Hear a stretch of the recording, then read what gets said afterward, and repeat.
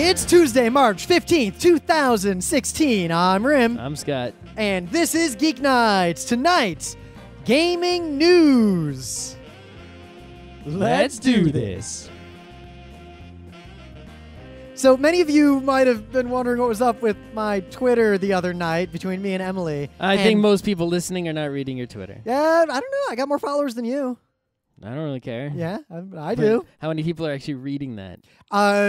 I think a reasonable number. A few people reacted to what I tweeted. So basically what happened was something happened, and I was typing some tweets like, hey guys, what's going on? And I tweeted one, and then I realized there was a typo, so I deleted it, and then I retweeted it. But because I did that after I'd sent the second tweet, it ended up in my timeline sending one tweet before the other one. So the first thing that I actually said was basically, we're at the ER now. Emily's getting her eye checked out. The explosion was substantial, but we're mostly okay. Like something like that. She doesn't even have an eye patch. I was disappointed. Yeah, though. So what happened was I was disappointed because I wanted her to get hurt more. I wanted a cool eye patch. I would, if I was her, I would have worn one even if I didn't need it. It was luckily it is the part of the eye that Emily got cut on is the part that doesn't make you see. Well, the part that also apparently heals really, really fast. Yeah, but yeah, so I've been cut there as well. I got I think we were at the beach when I was a kid, Yep. and me and my friend were just throwing sand at each other. that's the kind of thing you do when you're a kid. Like you don't balls of wet sand, just throwing them at each other real hard. Like today, I got hit in the eye. Scott, if I threw sand at you, one, I'd be worried that I'd hurt your eyes. Two, you'd be really worried that I hurt your eyes. We wouldn't throw sand at each other. Like, I can imagine what would happen if I threw sand at you and my brain says, hey, cut it out. And you're also imagining being hit by sand and you're like, oh, fuck no. And that is called empathy.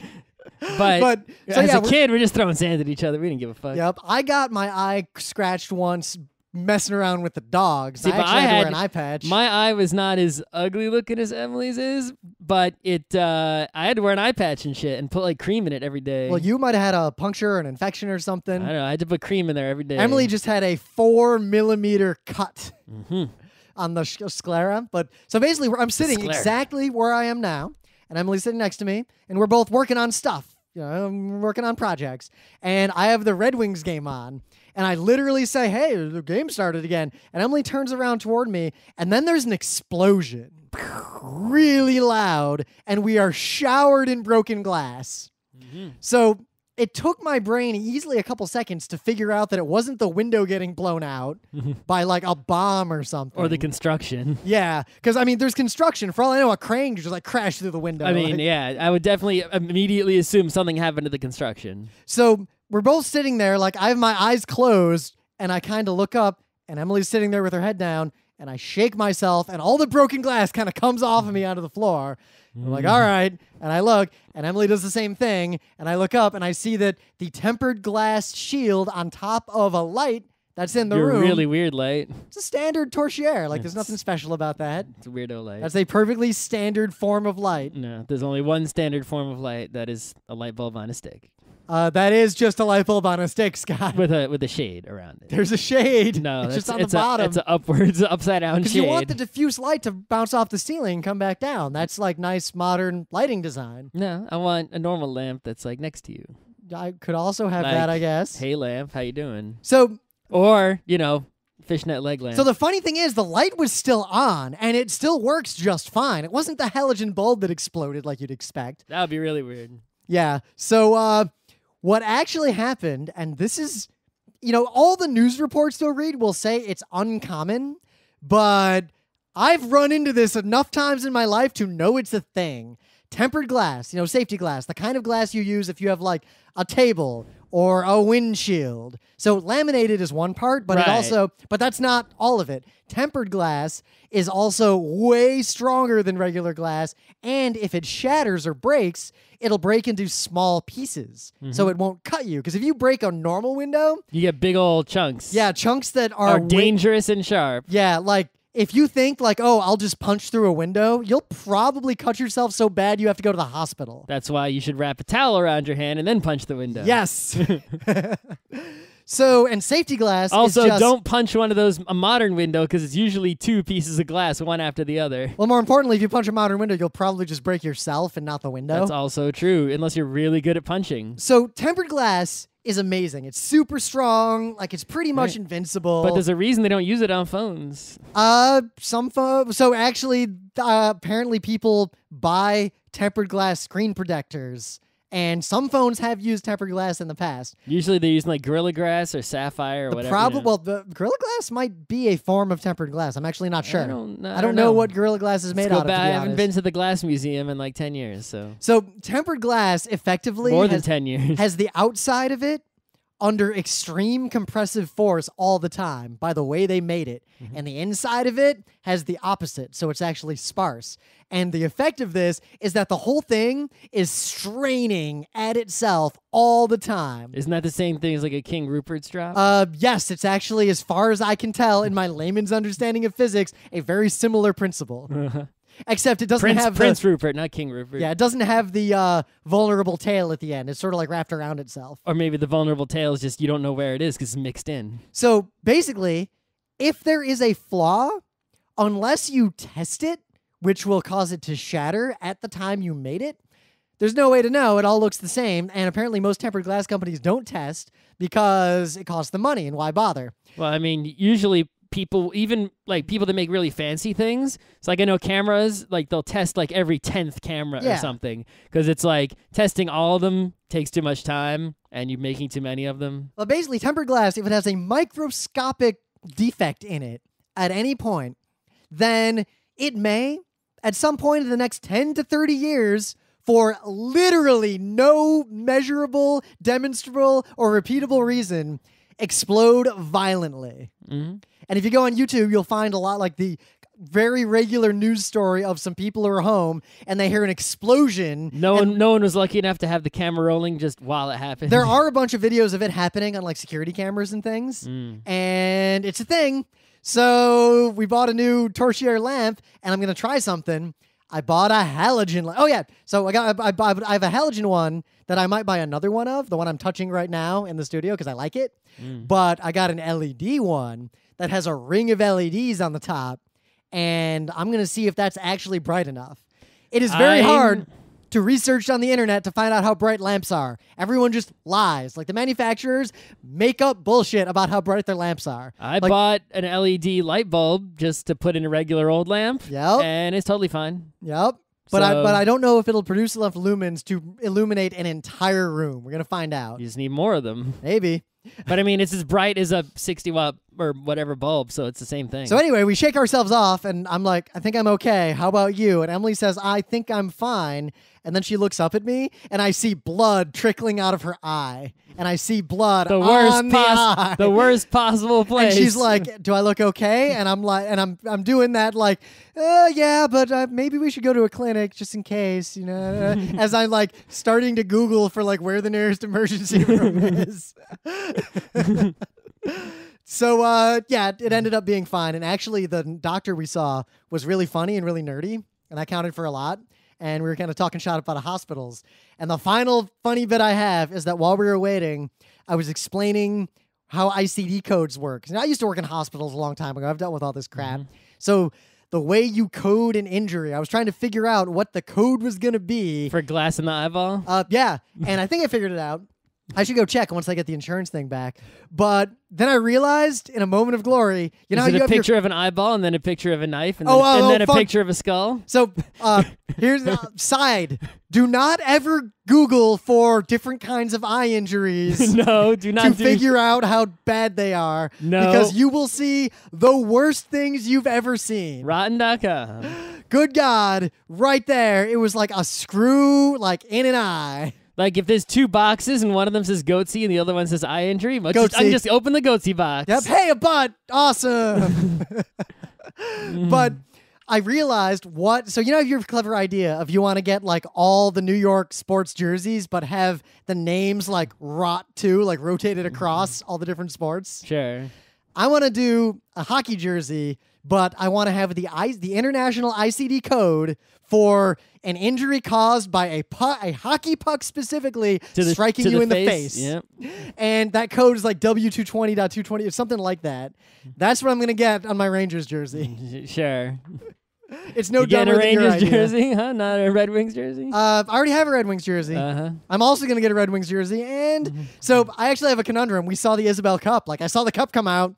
First time I've ever seen anyone seen that cup. That's but it's the first time never seen before cup. It's the first time I have ever seen in person a hockey game where an N.Star HL Cup came out. And it was actually kind of exciting. So I kind of want a Riveters jersey because they're the New York team, but I kind of want a Boston Pride jersey because they're far and away the best team. Well, I mean, we went to that footy game, right? Yep. But we chose the jersey based on who had the best logo. Right. And I think Stealth Jet wins the logo I think they were also the home team, and we weren't, aware before the game started who was better. Yeah, I saw that Stealth Bomber logo, and I was like, that's the one. That team. Yeah. Anyway. Yeah. So yeah, that was an exciting night. But actually, the emergency room in Queens at that hospital right by Scott's apartment. The one that's being renovated? Yeah. Way okay. Like, maybe you just went in at a good time. Might have been. It was real crowded, but everyone was kind of chill. It was the opposite of that time you and Emily took me to get my finger sewn back on. I mean, it wasn't like Podunk. that was a Newburgh hospital, Yep. right? You could have gone to a Bronx hospital, right? It's like, Yeah. you were in Astoria hospital. Yeah, also having worked in emergency rooms all over the Bronx in an earlier life, yeah, the emergency room in that hospital in Queens, way better. If you're in the Bronx and you hurt yourself, I would suggest you make your way down to Queens. The problem is, so the reason that hospital is being redone actually is because the town councilman, who is the Greek guy, because they voted for the Greek guy no matter what, right? That's how Astoria does. Yeah, one of his campaign promises was redoing that hospital, and the reason is because his dad had a heart attack or a stroke or something. And the ambulance took him all the way to Manhattan. And he was like, what the fuck? There's a hospital in Astoria, right? My dad would have been better off if you would have gotten to the hospital sooner. Obviously, that's a big factor, right? Why didn't you take him there? They're like, the hospital's too small. So he's like, I'm going to make it bigger. So it's weird that sort of selfish, personal experience is what drives someone to political action. But at the same time, if Hitler saves a puppy, still saved a puppy. Well, but is it necessarily good that the hospital's getting bigger, or is that just a corrupt thing? Well, we could Do solve we the really construction. need that hospital to be bigger? Yeah, we do. Our hospitals are in a really sad state. But I mean, that specific one in that specific spot? I'll take any better hospital. Do you really think that if that hospital didn't get better, some other hospital was going to get better? Maybe a second hospital would be a better idea.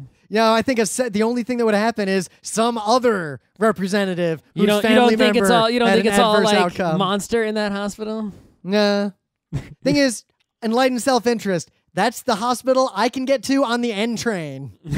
Sure. That's really You can important. walk to it. It's on Crescent. Yeah, Just we actually keep- took the subway to the hospital after I determined that the blood was not continuing to gush out of Emily's eye.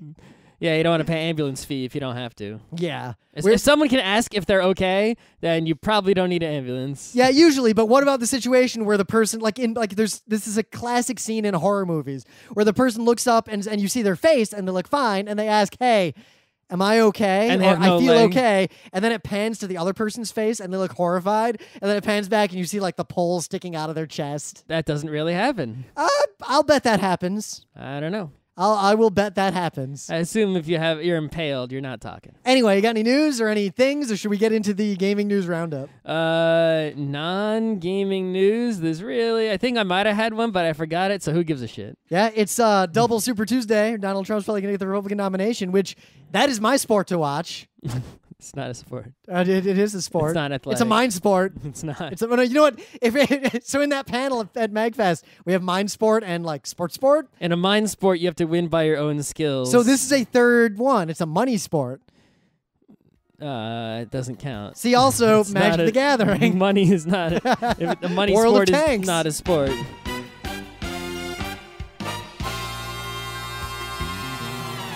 Things of the day. So nowadays with computers, we don't really think much about random access memory. It's just your computers have RAM. It's not like the random access is different from the other kinds of access because it's just faster. Everything that you interact, your hard drives are random access. Everything is random access. Computers these days have like it's basically, you know, you need lots of memory, right? And you want it to all be as fast as possible and have as much of it as possible. But the faster it is, like L1 cache, like registers, the fastest possible memory, they just can't be that big because of physical limitations. So then we have L1 cache, which is like, okay, we can make this a little bigger than registers, and it's ridiculously fast. And we put it like right next to its own core. We can still only have so much of it. We can't have like, it would be so awesome if you could have like 500 gigabytes of L1 cache and then not need any other storage whatsoever. Yep. Right? But we can't do that yet. So then we have L2 cache, L3, and we have basically all the way down to your hard drive, which is multiple terabytes,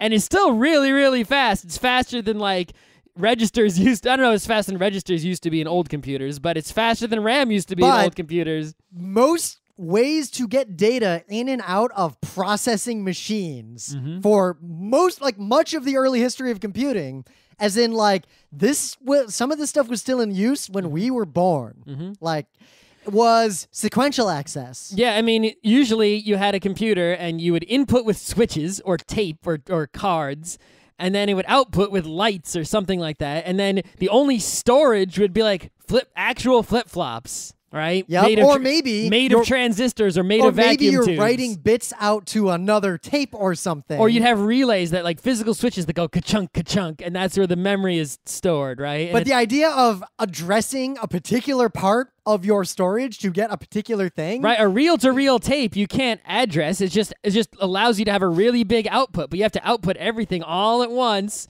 and then you can read it back all at once, just like you can't, it's hard to fast forward and rewind and get to the exact spot on a cassette tape. It's like you drive yourself insane. So the kind of stuff I'm talking about is from the era where it was literally feasible. If you had a network device or a way to communicate with another device, a feasible way to get more storage would be to send data to someone, knowing that it'll come back to you milliseconds later, and by offloading data like that, you could use that as a poor man's RAM. Well, yeah, I mean, if you play any of the Zachtronics games, especially the new one where that's like assembly code, what the hell's the name of the stupid thing? Oh, Space Chem? No, Space Chem is the old one. Yeah, But there's the new one. The one where you're programming a computer. Yeah, you literally have to do that. DEC something? Yeah, they don't give you RAM, really. So a lot of times what you have to do is take another node, and all that node will do is basically accept an input and then send that output out another, port on request. That way, it's basically acting as a space to store like a byte of memory, right? But it's really just another computer. So it's like you have two computers. They only consist of transistors and flip-flops and whatever, but you can say, hey, listen, send these bits over to that computer. That computer's program hey, is Scott, take input, store it in register, and then if you receive this input, send the memory that's in your register to the output. Yep. Or like, hey, Scott, say the number 8 to me in 12 seconds. Like that kind of nonsense. Yeah. This is a collection of early random access devices. 8. Like, yeah. See, I wasn't listening. I'm fucked. That's gone for that number's gone forever. It's not my problem. So we're talking about Dectrons, Williams tubes, which are literally just. Yeah, I've never seen most of these things. So Williams tube, you basically have a monitor, and you illuminate a dot on it, and before the dot fades, you look back to see what was there. So you basically have a monitor that is RAM. Is it a cathode ray? Yes. Yeah, all right. It's a cathode ray tube because cathode rays. So it's a camera and a TV hooked up back to back. Yeah. So think of like a traditional CRT. It's scanning, right? But theoretically, it can address any individual point on the CRT. It's just that would be stupid and useless unless you were trying to use your monitor as RAM. Well, a TV camera is the same thing. It's a cathode ray. It just goes in reverse and scans the image into the signal, and then you send that signal over to the TV that shoots it back out. Delay lines. I mean, some of this stuff is terrifying. Core memory, which a lot of people Why didn't you save this for Monday? Because this is interesting. Isn't core memory like the way, a BIOS is like a circuit breaker, right? A grid of circuit breakers. Core memory is a grid information of ferrite cores.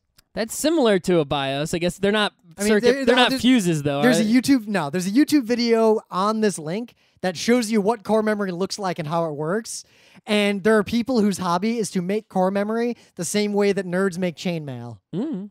It's cool stuff. Do they use with their computers? I guess. But apparently core memory was almost always made by hand, and that's why it was so expensive. You couldn't make a machine to make it efficiently. Interesting. I'm sure we could now if we wanted to, but we don't need to. Yeah, I don't know. We probably could. Anyway. You know what? You could make oh my god. So let's see. Core memory. Why don't we try to shrink Scott, core memory? Core memory cost about $1 per bit. Yep. Per bit. Yeah. Bit. Yep. 10 bits. Anyway, you got a thing of the day. I do. So you ever watch anime or maybe like a sci-fi movie, and at the beginning, there's always that villain giving his presentation. Like, think of like the guy in RoboCop giving a presentation about like the evil robot, right? Oh, yeah. Or what's another good example? Like Rezo and Copy Rezo, like, here's my evil plan and all the magical diagrams of how I'm going to destroy the world or whatever. Right. Imagine like a Steve Jobs presentation, only blatantly evil and obviously selling you a bad thing to the evil military contractors. Well, you know what? Right? Like the Steve Jobs parody with the devil in Rick and Morty. Sure. That I haven't seen. Okay. You should watch Rick and Morty. Right. I mean, this. Imagine like Sele giving a presentation on like the Instrumentality Project, right? Oh, that gave me an idea for a fun thing. I should make Sele's PowerPoints. Sure. And just make that as like an account. I mean, that's a common trope in movies, right? Now, you would never think that anywhere on Earth would anyone actually give a presentation with that aesthetic that's not a parody or a joke or because they're acting in a movie. But in fact, that is what happened. So in this video is a man named Lee Soo-man, right? And he is the CEO, head, whatever, chairman of SM Entertainment. I think he's the Scorpio of SM Entertainment. It's SM Entertainment because his name is Soo-man. That's why it's SM Entertainment. And the slogan of SM Entertainment has always been like the future of culture technology, right? Which is really cool slogan of scariness.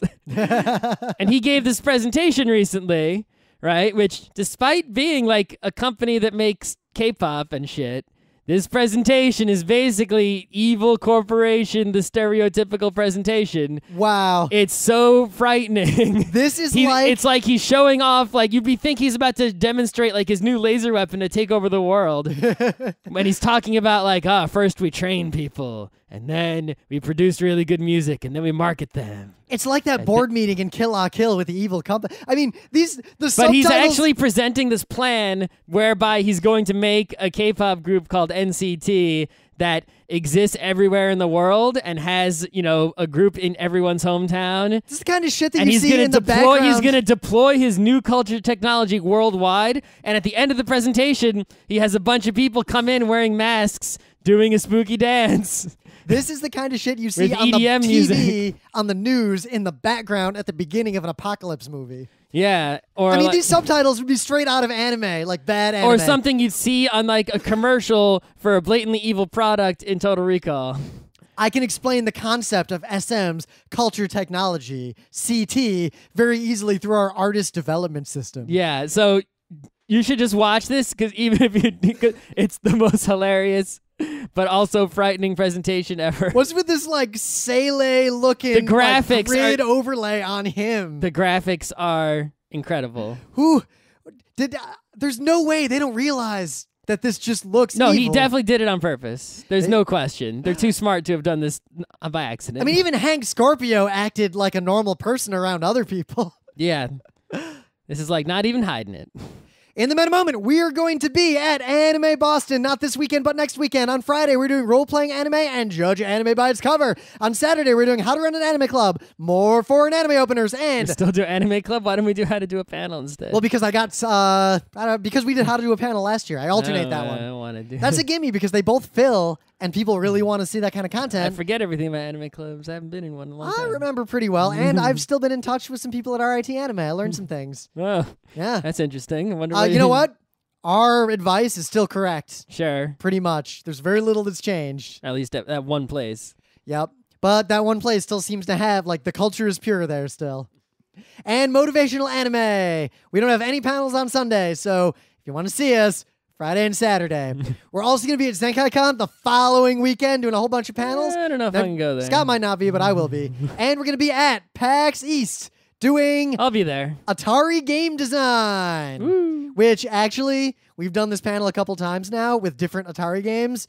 I think it's pretty good. Let's just change the games up. Yeah, we're definitely going to change the games up. I feel like Maze Craze does not need to be talked about, and I feel like we need a game that's better than Slot Racers, but not as good as Outlaw to fill like a middle ground. Atari Circus? That's a paddle game. Oh, fuck. Unless you want to buy a knob. No. If we get 2 knobs, No. yeah, we could bring the Atari and tell the enforcer, like, yeah, we need S video. Or Why RCA. don't you just go on, we got plenty of time before PAX East. Go on eBay and buy some fucking knobs. I need to be able to plug them into a USB port on my laptop. You can buy a converter from Atari to USB. Can Because you? it's the same thing as Sega Genesis to USB. I don't think, but the Sega Genesis to USB only works because it's still just buttons. What will the rolling analog-ish slider do? It'll convert it. I mean, Will you it? have an analog stick on your Steam controller, right? I do. And that connects by USB. I'm talking, not confident. And by talking to the Windows controller API as an analog input. I am not confident that if I buy a Sega to USB adapter and plug a paddle controller from an Atari into it, that it will work without me having to do some major fuckery. I think it'll work, and I think it will only cost you like $5 to $10. You want to bet money?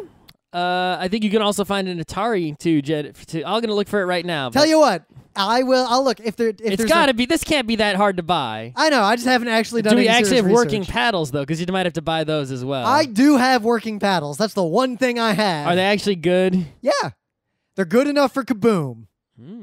Even though Player 2 is a little bit better than Player 1, but not that much. We're going to save the best for last, so we're going to talk about the Go stuff and the rise of the AI last. So if you're waiting for us to talk about that, just stay tuned. So in other gaming news, other than that, Xbox Live supposedly now supports cross-platform multiplayer with the PS4. Well, it's with everything, right? Supposedly they're adding this, and Rocket League is going to be the game that you can play across all 3 systems. You can have PC people, Xbox people, and PlayStation people all playing the same game against each other. So currently, if I do matchmaking, though, cats and dogs, it still only matches me with computer people. I can only play with PS4 people if I make like a private group and like join with them. What? You can play with PlayStation people right now. Automatically? Yeah. Because before the matchmaking, I could play with them anytime I wanted, but they never put in the same match as me if I just did the matchmaking. Did you turn it off? Because by default, you are playing with PlayStation people unless you flick the switch in the options that says don't do Did that PlayStation. change at some point? The default is to play with them. You would have to check the box to not play with them. I feel like if that's true, Do I you should ever check the... see anyone with a avatar that says PSYNet? No. Well, you probably turned it off. Well, then I'll keep it off because the times I did play with PlayStation people locally, PlayStation culture is bad. I don't really notice any difference really between the Steam people and the PlayStation people because Rocket League is pretty much the perfect game for this crossplay. Well, yeah, because who plays with keyboard and mouse? Because it's the same thing across every system. Controller. It's the same options. It's the same game. It doesn't matter which one you're using. So it's like perfect. They tried this a long time ago when they had that Shadowrun game for the Xbox 360 and you could play against people on the PC, and they disabled that shortly after because the PC people kicked everyone's ass. Yep. Like the other night I was playing Counter-Strike because I've been playing a lot of Counter-Strike lately, and there was someone on my team who was just being really bad, but he acted like he'd played Counter-Strike for a long time. So I finally just watched him playing, like spectating, definitely using a controller. Like I saw him be like, meh, meh, meh. So I'm like, dude, are you using a controller? And he's like, what do you mean? And I'm like, are you holding in your hand an Xbox controller or a keyboard and a mouse? And he was like, how would you use a keyboard and a mouse? And then someone else on my team voted to kick. Yes. Yeah. It was one of the funniest things I've ever seen in my life. Yeah. That's so good. Like, I regret that I was not streaming that game. Oh my God. That would have been the best GIF. Oh my God. That was a moment. Yeah. But no, I'm actually excited for this because Rocket League is also one of the best, like, casual but also serious multiplayer esport games, other than Video Ball, in recent history. Video Ball, If only you'd come out before Rocket League. What took you so long? Yeah, Video Ball, where? I mean, he's at GDC actually right now. Giving a good talk. He's giving big hits. He's swinging hard and hitting hard. I've had three different Video people. Ball still isn't out, so what good are you? What three good are you to different people me? have texted me so far today being like, yo, dog, blah, blah, blah, where are you? At GDC? And I'm like, no. Why would I go to GDC? Do you want to pay for me to go to GDC? It's like $1 zillion. Maybe look at my company and pay for next year. What is it? Your company's like, where are we sending you? A technology conference. Sure, right. I mean, they sent me to PAX Australia once, so what do you want? I don't know why the game developers keep supporting GDC. I wish that they would go to PAX Dev or just something else and make it not cost a fortune. Yeah, because honestly, like, because whoever runs GDC, is it the IGDA or somebody, is making big profits off that. GDC is more of a spectacle. And PAX Dev is more of a, no, we're all but really the thing here is, to work. GDC, it's like, because the game developer, it's like the conference itself isn't really providing anything other than it's like we rented the space, but because all the developers go to it, right, they make it good. It's like the same thing with fucking Gen Con. It's like a garbage convention, but because all the tabletop companies go to it, it's like, well, that you have to go there because that's where the tabletop companies are going. Yep. And if all the tabletop companies would just say, fuck you, Gen Con, we're going to do something better, it would be done and it would be amazing. Meanwhile, E3 basically doesn't exist anymore. And yeah, all the companies are bailing on the E3. And they're either doing nothing, or at least haven't said they're doing anything different, or they're running their own events now. Right. Which EA was like, we're not going to go into E3. We're going to set up something like across the street on our own, which people do at PAX. Yeah. But they specifically said they're doing it because we don't see value in doing something just for the industry. We want the public to come in. And it's like, so that's why we're going to do our own thing across the street. So we can let everyone in. And which is interesting because what I see at PAX Dev is there's a lot of people who are there who, they're there to work. And the people who aren't there, who I try to get there, like, yo, you should really give a talk at Dev. They don't want to because since it's a private, serious business industry thing, it doesn't get any play elsewhere, and they're actually only going to these conferences for spectacle. Oh, you saying the developers are going to GDC because the press is allowed to GDC, and because PAX Dev doesn't allow press? You see, PAX Dev, I think their thinking was, there's no press, developers will come and say all the good shit. And they do, but is it the opposite? The developers are all going to GDC and saying the good shit because there is press? I feel like there are people who don't go to things like Dev but do go to GDC because they're actually going, the reason their company sends them is to generate press. But then there's another kind of person who goes to a thing like Dev and wouldn't go to GDC because they want to talk inside baseball. Maybe you could have two areas or different days, right? You could have secret day and public day. Oh. And media passes would only get you in on public days. Whoa, yeah. To public areas. And if I were GDC, I'd take one day. You could apply that to like every convention, right? I mean, even pretty much every convention we go to, no matter what it is, even like Anime Boston or something has like a press junket where like you have all the guests and or the chairs of the convention and the press go to a panel that's not on the schedule, right? I mean, in fact, we went to the one at PAX years ago. I think that was the first PAX East we went to it because our panel was right after it, and we were just sitting in there waiting for it to start. Yep. So it's like Gabe and Tycho and a few press, and they're just asking some bullshit questions. Yep. And then I asked him what he ate for breakfast. And that was easily the best question that was asked. And don't think you're missing out by being kept out of these things. And if there is anything good that happens at them, the press is there, and they'll write an article about it. Notice they don't write too many articles about what happens at the press junket because nothing happens at it. Yeah. So what else you got going on? You got a list of news over there? So Blizzard, right? There's some Hearthstone updates coming out, but that's not a real big story. The big story is that for the first time in a bajillion years, they made a patch to Diablo 2, and then they put a patch for Warcraft 3, and it's like, holy shit, look at that. Patching these old games to make them run on the new Windows. 16 also, years the new after Mac. release. You could run Warcraft 3 on new Macs now. Straight up. That's amazing for a lot of reasons. Because while people like you and me can get old DOS games to run because we know how to use things like DOSBox or we know that GOG exists, normal people cannot. Right, and GOG, all they do is they usually take the old game. They rarely get the source code to the old game. They're usually just setting it up and configuring it with DOSBox so that you can just double-click in, GOG Galaxy or whatever, and the game will play. They futz with all the business that if I get those games still to work, I futz. There's still you're still using DOSBox a lot of the time, right? You're very rarely running the game directly on Windows straight up. But Blizzard, they have the source code and all the stuff for their old games. They can update them, and they're doing so, I guess, to get you to buy them and keep making money off them. So someone Warcraft noticed, 3 isn't free. You got to buy that. Someone noticed that several months ago, Blizzard had a single job posting, quote, senior software engineer, classic games, that was then filled. So I guess... And then this happened. We should ask who this person is and interview them. Yeah. Because they probably don't have a lot of secrets that they can't talk about, right? They've all the architectures and stories of how these games are made has been well documented in many long-form gaming articles, right? You know, the saga of how StarCraft was made and all this shit, right?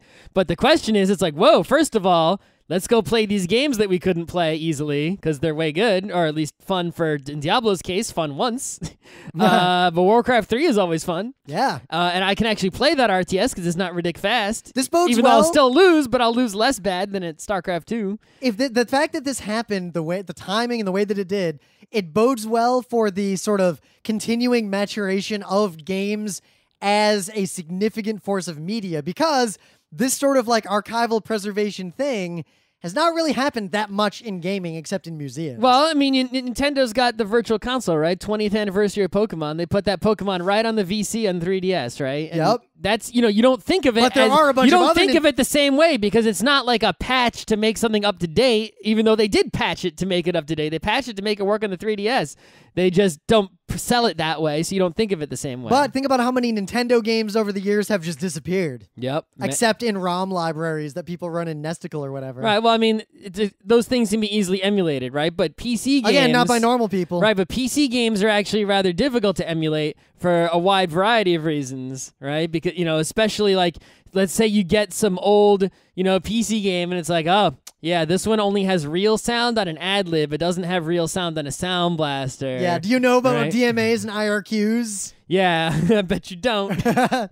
And you don't need to. Like, it's stupid to know about this those game, things if you're younger This than game us. was programmed poorly, so it's expecting to run at a 286. If you run it on a 386 or faster, it'll go really fast. Whoa, and dog! be 100 unplayable. megahertz. That's a bit much. I had a 100 megahertz computer, and it was a 486, and some games did not work on it, and that was running PC DOS. Oh, but no, you got to run MS DOS.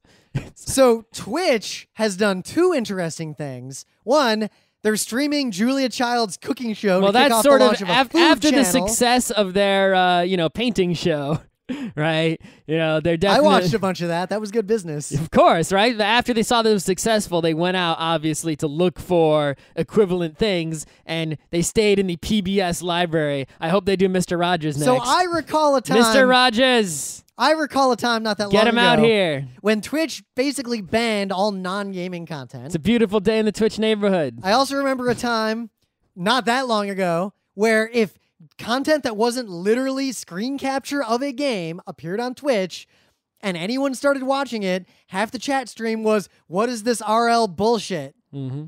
And well, unless somebody was like streaming My Little Pony.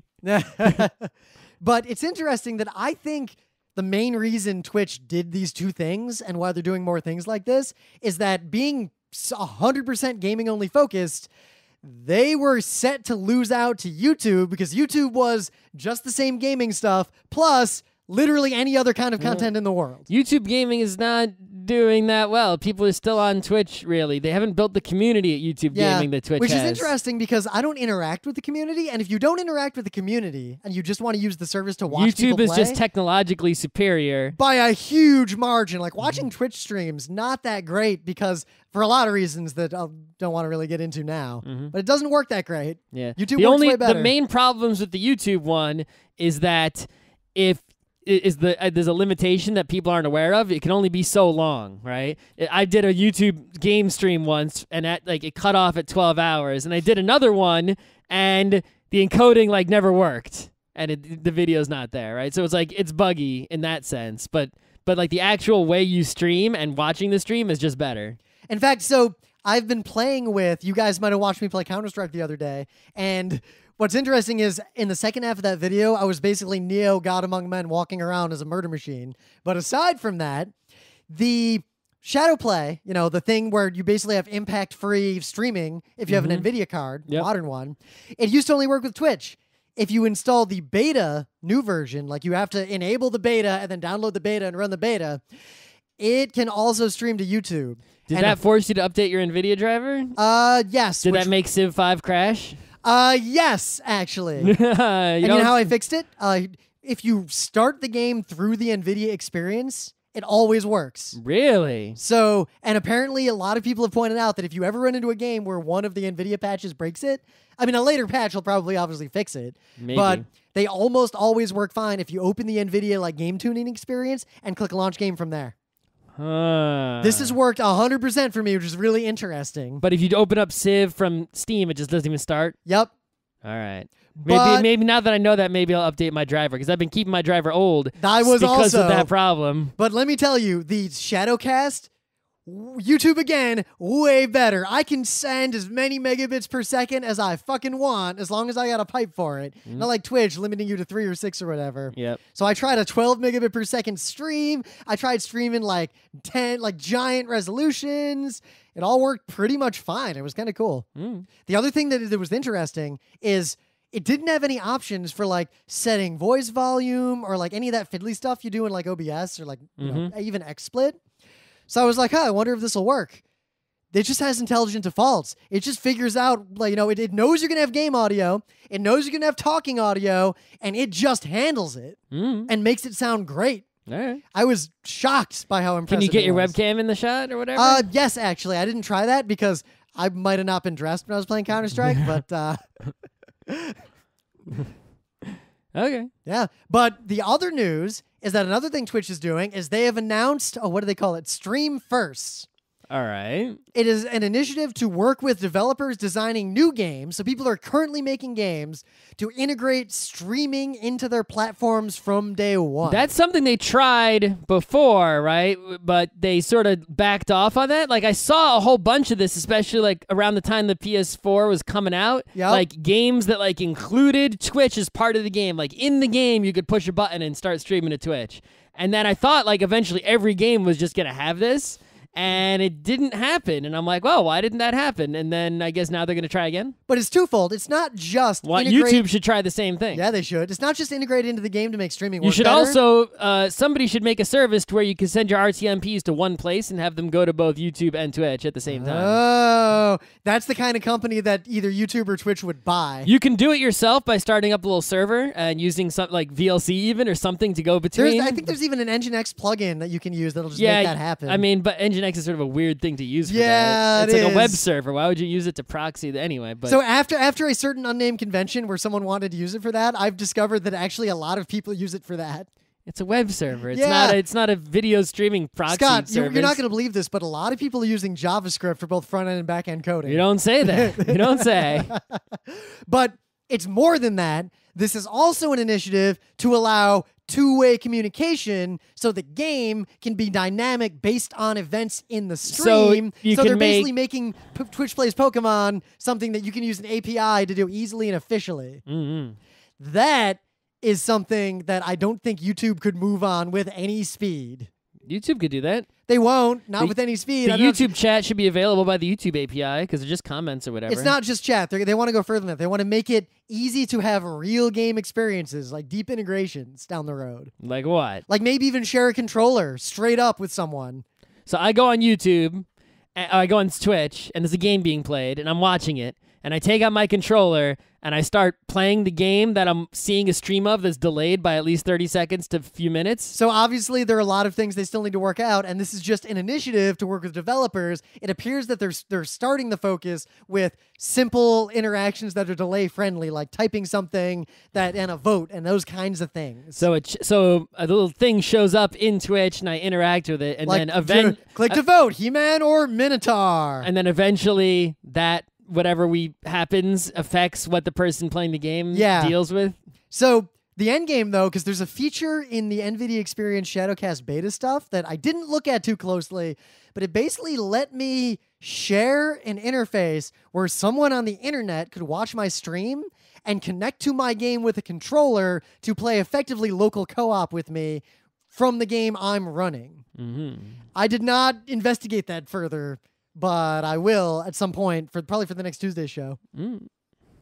So Twitch is definitely trying to do things to stay ahead of the game with YouTube, because you're right, they're still dominant in the gaming ever space. since Amazon bought them, they have the resources to do stuff like buy TV show licenses, right? But they have the benefit of focusing primarily on gaming, but they also have the drawback of they don't have the, like, we literally will appeal to any streaming content of YouTube. So we'll see how this all shakes down in the long run. All right, so there was a product called the 2600-Daptor, and the original version supported both paddles and the joystick. The new version, the 2600 Daptor 2, supports paddles, joystick, 7800 controllers, the calculator thing, the sort of joystick with 2 buttons thing, the trackball, the Star Raider thingy, and the... Because our panel has a lot going for it. If we're standing there with legit Atari 2600 controllers, that will add a plus or two. 2600 Daptor 2 units on hand, 2 for $57.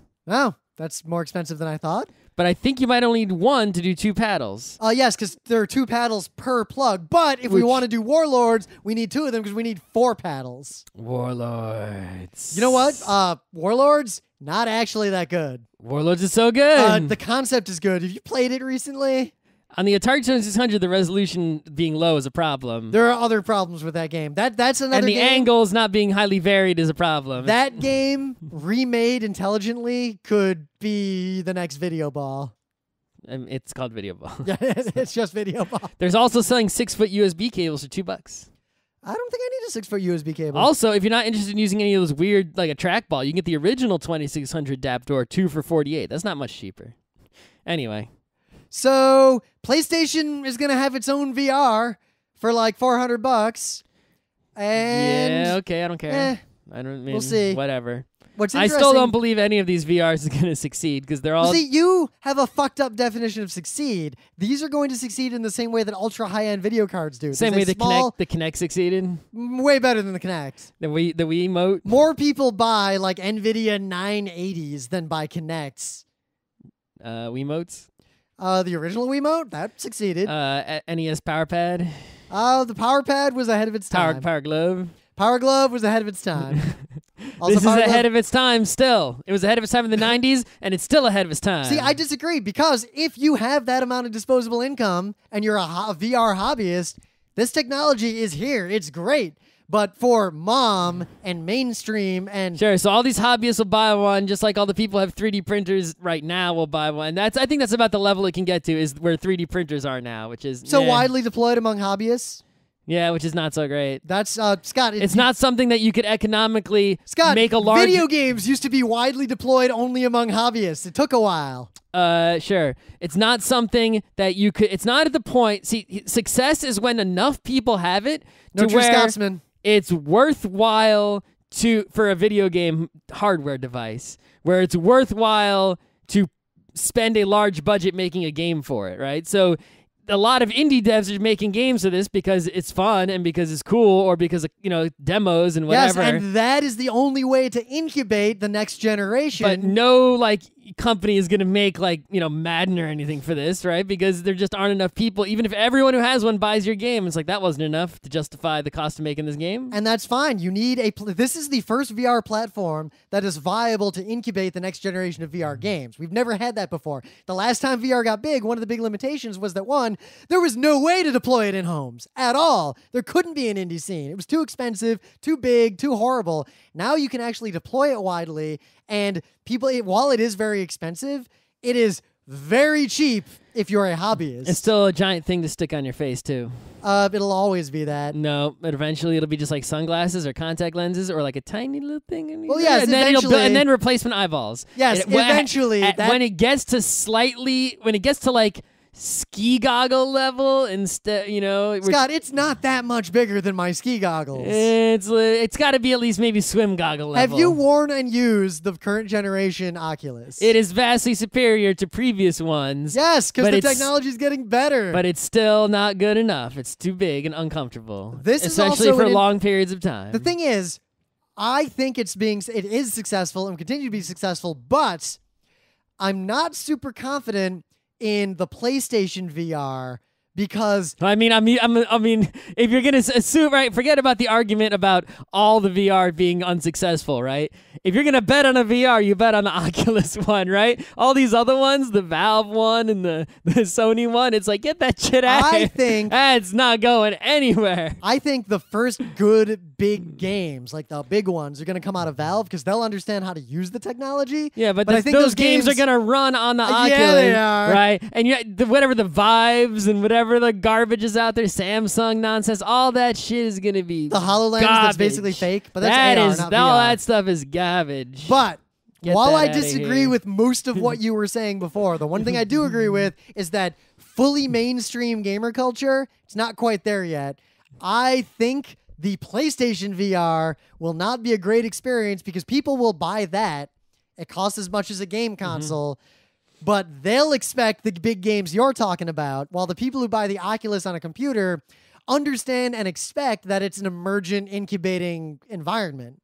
So the Oculus person buys an Oculus, gets exactly what they expected, and are amazed by it. The kid who buys the PlayStation VR is going to be real disappointed with it. And you want to hear? Here, I'll give you a positive, right? This is unlikely to happen, but it is one for non-unrealistic future, right? In which they do make badass, really amazing games for the VR that everyone needs to play, right? Say Counter-Strike or whatever, right? Yeah. And it becomes such that, like, to play Counter-Strike esport for reals, you need to have the VR. You can't be Counter-Striking with a monitor anymore, right? It's at that point for certain games, right? And obviously not everyone going to be doing that at home, right? You know, the people who are esports champions will be, because probably they'll just get one from their sponsors or whatever. But most people will still have monitors for a very long time, at least 5, 10, maybe even more than that years, right? Even if monitors become way better. It could, and I hope this happens, bring back the Net Cafe, or at least make the Net Cafe exist in the U.S. Oh, I can't afford Oculus. / arcade. It's like, if you want to play Street Fighter, it's like, nowadays people have sticks in their home, but like, imagine if the only real way to play certain games that were super important was to go and use VR, and you can't afford it, so everyone starts we open up net cafes in the US for real. Yeah. Mostly because we also have the declining prices of commercial retail real estate. Also, there is no better way to massively increase the incidence of pink eye among gamers in the United States. That is correct. So, but I could see, for example, in countries that already have net cafes, say like Japan, right? Some net cafe in Japan might be putting an Oculus in every one of their little booths, right? And that's totally realistic. And that could be a way that it sees, more immediate success, even if it's not in the home. Yeah, partly because one of the problems with the more mainstream audience is kind of like with the Nintendo Wii controller. I think there's an article about this today. In fact, if I was going to make a VR game, I would target it at the person who's in a net cafe in some other country. Because you want an open space that is well controlled to do VR. And if I was making VR hardware, I would get salespeople in those countries to start going around to the companies that run the net cafes and be like, look, buy one of these for every booth, $400 a booth, but then, or maybe, put them in half your booths and charge more for those booths, or something, as a premium to pay for it. Something like that.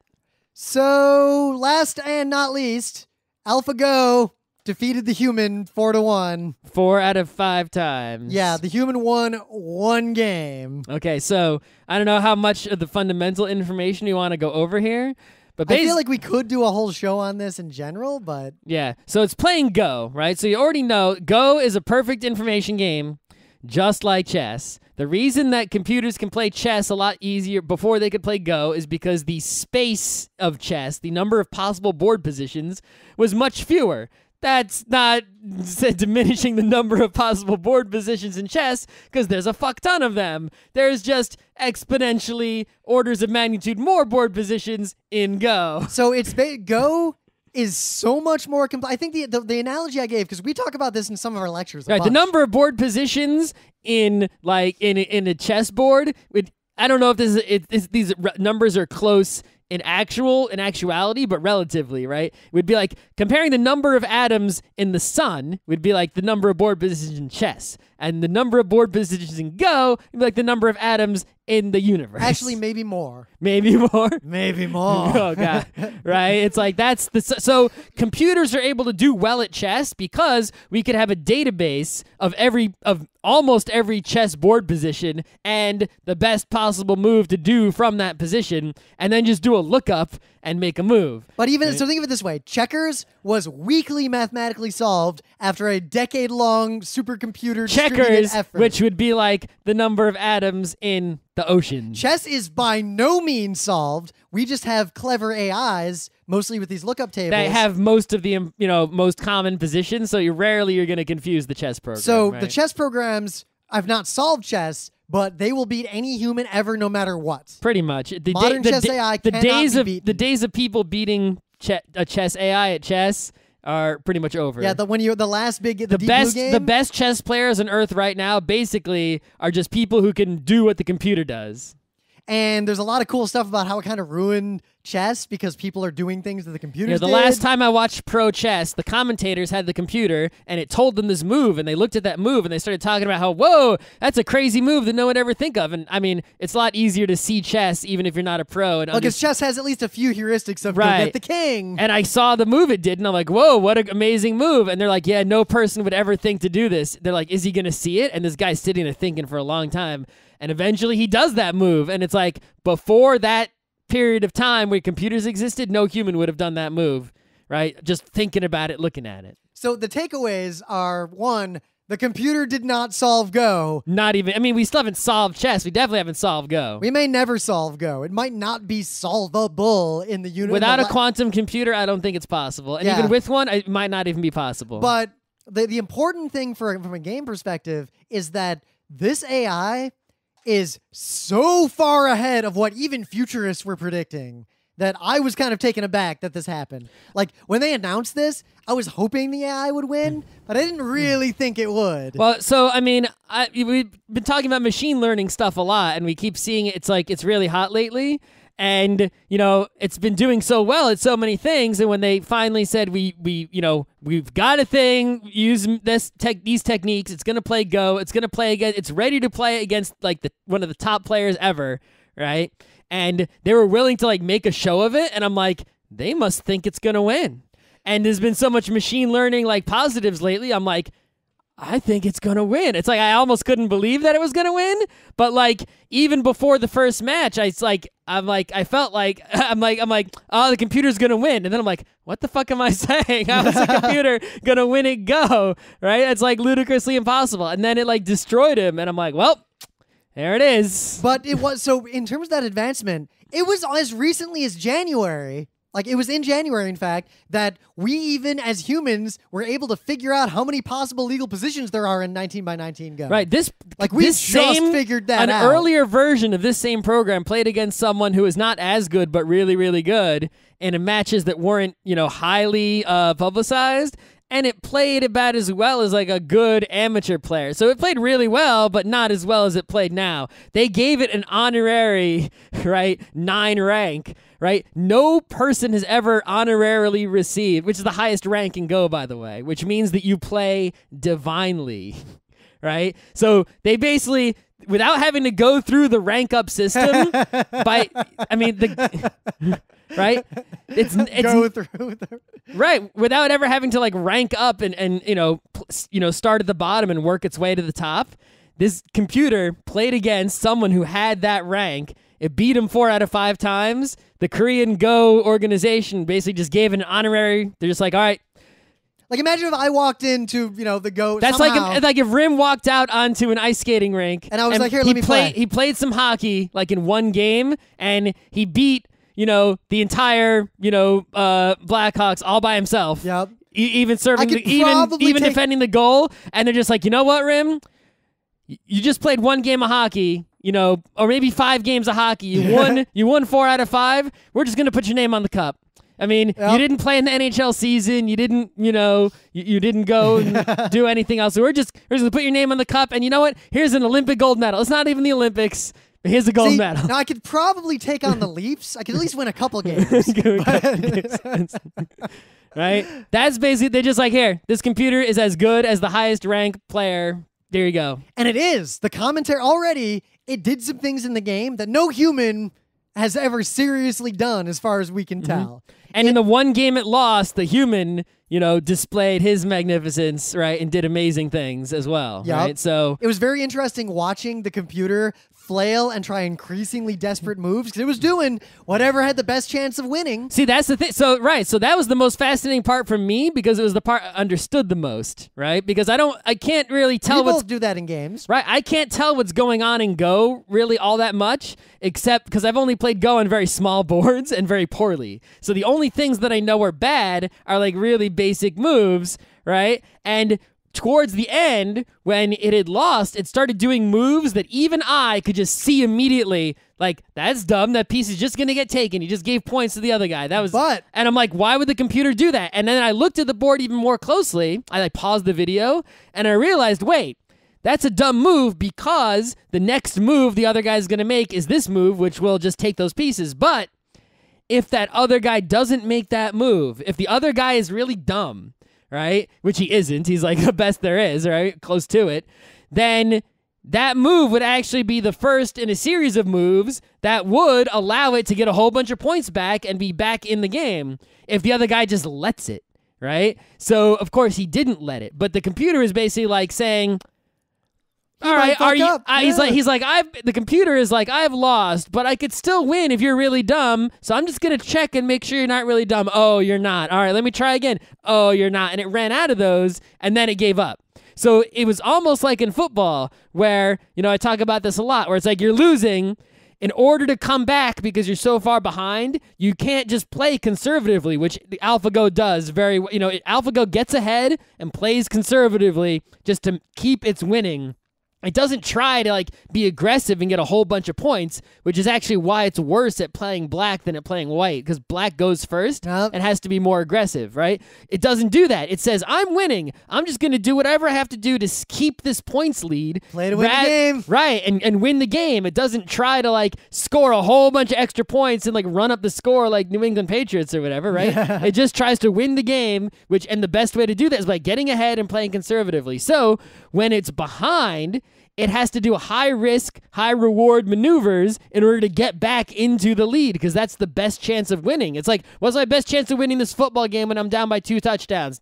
Miracle onside kick, ridiculous trick play, right? So in Go, it just so happens that an onside kick is make a really dumb move and hope the other guy doesn't, it's really what an onside kick is. It's a really dumb move. It's, I'm going to kick it really short and give myself bad field position and hope the other team can't catch this football that's bouncing around and being all right, and hope that I get it instead, right? And seeing it do that, I understood what was going on, and I'm like, aha, what a smart computer. Commentators also pointed out that it acted like a human and appeared to show the kind of intuition. It sort of passed the Go Turing test. Right? It's like there's 2 different commentaries in English and also a Korean one that I can't understand, but in all 3 of them, because I watched, you could see the people who are experts at Go who are commenting, right? They're also at that highest divine rank or commenting, and they're like, yeah, it'll play this move next, and about half the time the computer played that move next, right? So it's like even, and I think that is actually less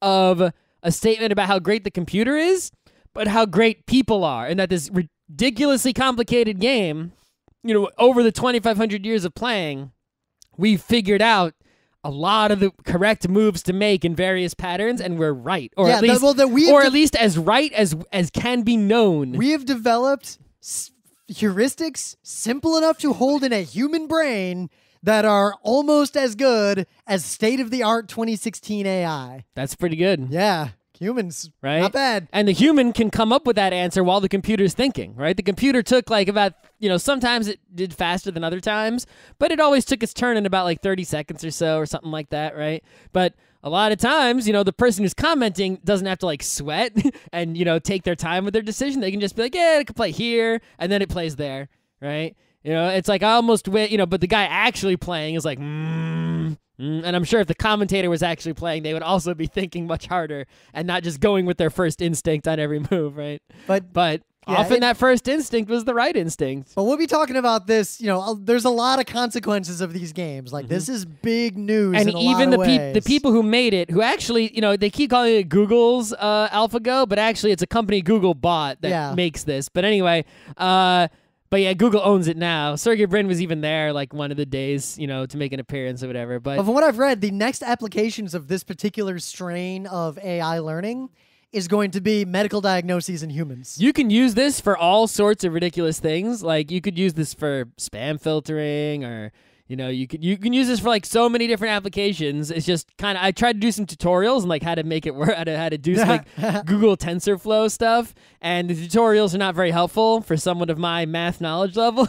But I'm gonna keep working on it because there's tons of stuff you can do with this. And I just want to point out one more thing, is that this is able to work for Go, even though Go is like the most complex game, only because it is a game of perfect information, right? You couldn't get this to even play poker, which is much simpler than Go, because it has no idea what the fuck anyone else has in their hand, right? And because of if there was some hidden stones in Go, it wouldn't work. It has to know everything that's going on to be able to make these good decisions. Now you could make an AI with different kinds of heuristics to handle it would have those to games. It would have to like be guessing it, like what's But let's say we had it play poker and we just said, well, the cards in other people's hands, the odds of what they could be. Now make your decision. It would still be really good, but it wouldn't be like just so consistently dominant because luck, right?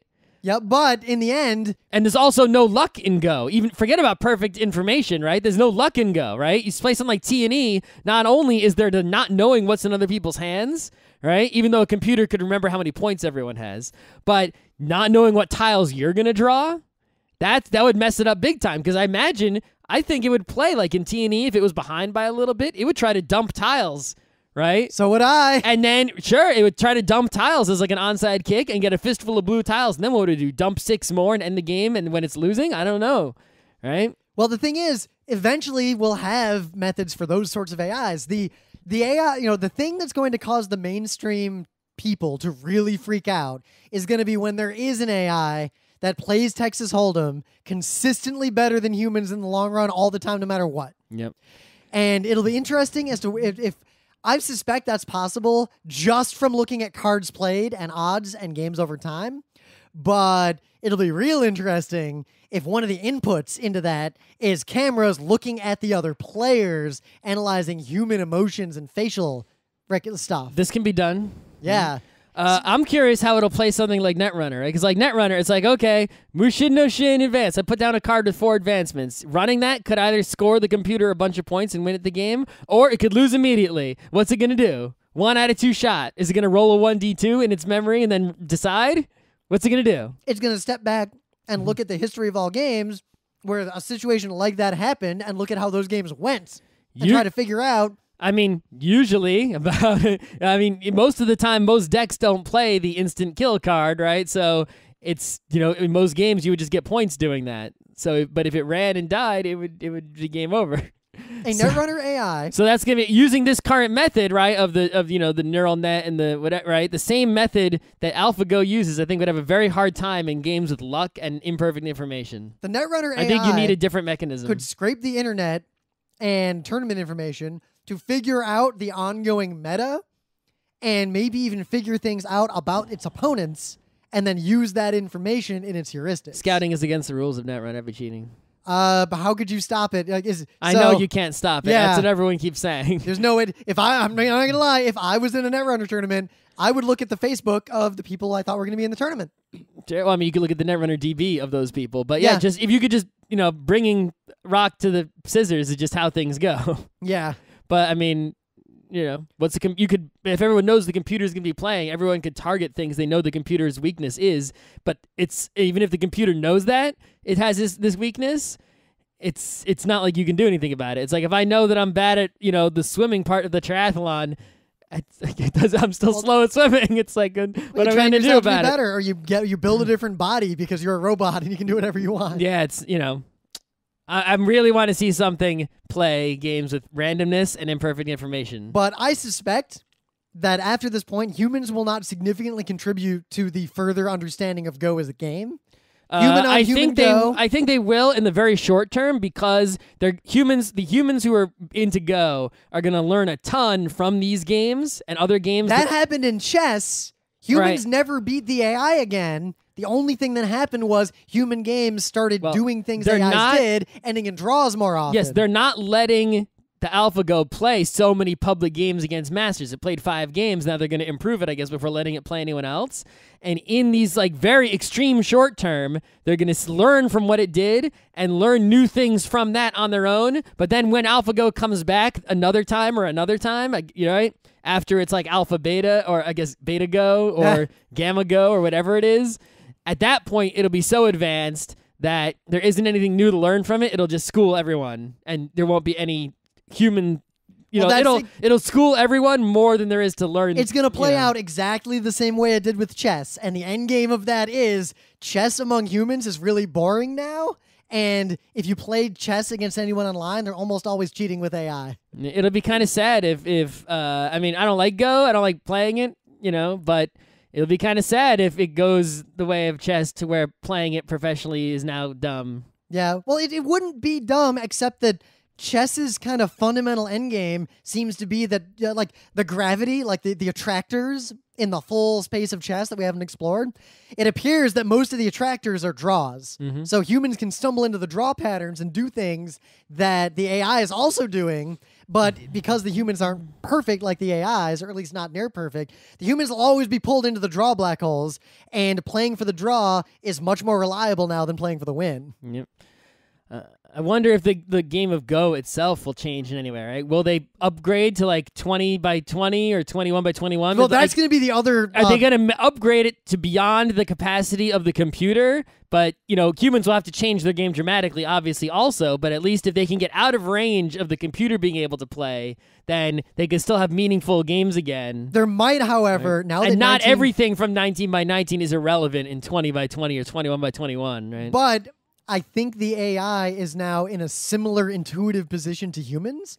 I suspect this AI, if thrown against 20 by 20, would do as well as at least like the Masters. It might not beat humans all the time. Right. The problem I think is it would do well. I think the problem is if you go to if you go even bigger, let's say we knew for sure the 25 by 25 was out of the computer's range. Yep. Right? Like it would run out of time because Moore's law hasn't caught up, right? And whatever. We just can't. But how good would humans be at that game? Well, a lot of the things they know already would be okay. I think the problem is the game would just be too long. It would just take too long to play a 25 by 25 Go. Well, that happened with chess, too. You'd be there for like 10 years. Go Google for the 50 move rule or the 100 move rule in chess. That is the sad state of chess today. Well, Go doesn't have that problem because the board only fills up more. Yeah. But if the board gets too big, it's like, well, we have to fill this whole fucking board. Right? We don't have time for this shit. And I suspect, unlike the NHL or the NFL, no one's going to change the rules of Go. I could see some minor rules being changed due to things learned from this computer, but it would take a very long time, right? But I didn't know there was a disconnect between the two methods of scoring. That was actually fascinating. There's different methods of scoring. There's all sorts of things. And Go, despite being what seems like a culture of like a conservative old game of like 2,500 years old, has changed its rules over the course of time pretty significantly. It's just slowly became in the last 10 years. Go is not afraid. It's less afraid to change its rules than baseball is, right? Yeah. Well, chess it's changes not. rules a lot too. It's still conservative, but it's less afraid of changing than other conservative games and sports out there. Chess's rules have changed significantly over the years. Right. En passant and all that shit and moving pawns twice in the beginning, that just happened to speed up the game because the game went too long. Yep. So, good for you in that respect, Go. But computer's coming for you.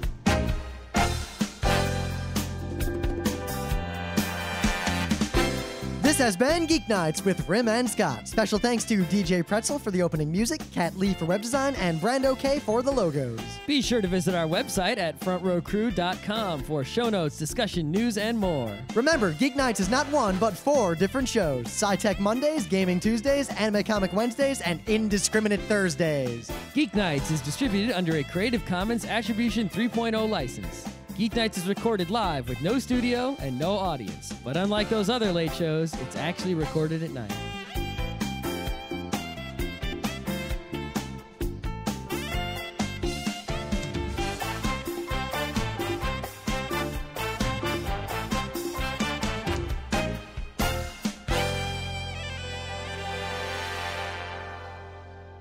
And the patrons for this episode of Geek Nights, in order of the amount of money they give us on a continuing basis, are Nicholas Brandau, Rebecca Dunn, Amanda Duchette, James David White, Christian Kuntz, Jess, MyStady.com, Mechanical Mind, William Eisenrose, Jeremy Miner. You expected the next name to be yours, but it was me, Dio. Sean Yeager, Clinton Walton, Ren from New Zealand, Robert Lee, Ryan Perrin, Drew Openlander, Rare Lavelle, Brian Zadroni, Rochelle Montanona, Finn Eric Solverod, Can't Melt Steel Beams, Kinetic Man, Aaron Cerise, Chris Mitkiff, Chris Knox is getting hilariously gangbanged by the Blue Man Group. Sam Cordry, Daniel Redmond, Chris Haddad, Sean Klein, Chris Reimer, and Thomas Hahn. We just recorded the February Q&A, so now I'm going to open up the March Q&A. We also just recorded our Rimley review of Zootopia. I'm going to get both of those out over the course of this week. We're going to be at Anime Boston, ZykaCon, all those places. Stay tuned for more Patreon stuff as fast as I can make it. And now, something weird. Come on, pal. We want the names of the other punks you were with. We're supposed to be out on the beat, keeping the streets safe and clean. Pay heed to the words of my brother, for it is better to name thy accomplices and have them with thee in prison than to die by grenade, which is what's gonna happen any minute now. Speaking scientifically, the bucket falls over when it's hit by a ball. The string is pulled tight, pulling the pin out of the grenade stuffed in the suspect's mouth, which leads to certain results. Oh. Four! Try it one more time, Specs. God's too busy to be kept waiting for this sinner. Hell, I've had my turn. Al, come here and see if you can get a hole in one. Yep. Lieutenant, are we supposed to question suspects this way? Is this by the book, Lieutenant? Listen, kid, there's two things a policeman needs. He's gotta be smart and he's gotta have balls. Okay.